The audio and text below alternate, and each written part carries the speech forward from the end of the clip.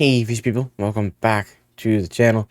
Today we're going to be looking at a different type of additive you can add to your water if you're keeping African cichlids or other things that require a higher pH. We've got the Fritz Rift Lake Buffer here.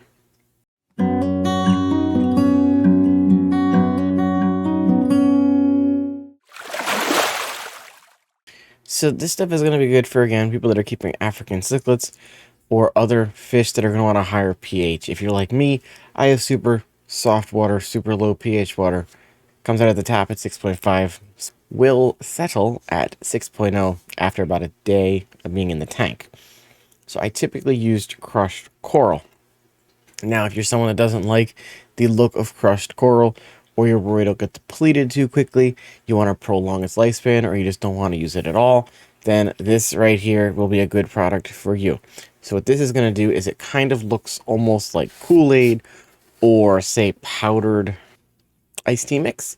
You're just going to add this to your water when you're doing water changes. What it is a bunch of, it's carbonate salts that have been, formulated to simulate the water over there in the Rift Lakes of Africa. So it's going to buffer your water, it's going to put alkalinity, and it's going to raise that pH of the water as well. So each lake typically has its own, pH it's going to want. So for Lake Malawi and Lake Victoria, you typically want a pH of like 7.6 on the low end and then 8.4 on the high end. So what this is going to do is it's going to help bring your pH up and just, buffer it like the crushed coral does, or the argonite will, or the African cichlid sands that have a natural buffer in them.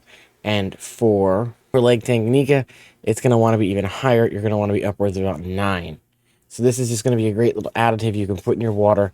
Just increase the buffer a little bit. Now, most of these fish are going to be bred on a farm anyway, so you probably don't have to chase the pH that much. What I would suggest doing is, instead of rushing out and using this right away, contact the seller that you're getting your fish from.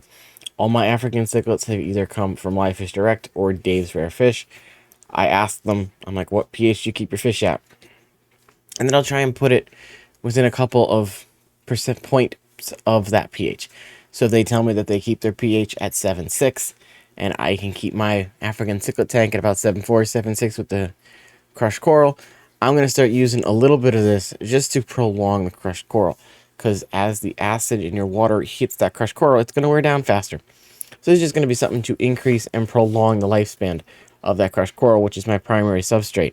And if I keep having to dump substrate, and eventually tank's just going to be all substrate and no room for fish to swim. So for Lake Malawi and Lake Victoria, half a teaspoon of this for every 10 gallons of water. If you're trying to get to Lake Tanganyika, full teaspoon of this every 10 gallons of water.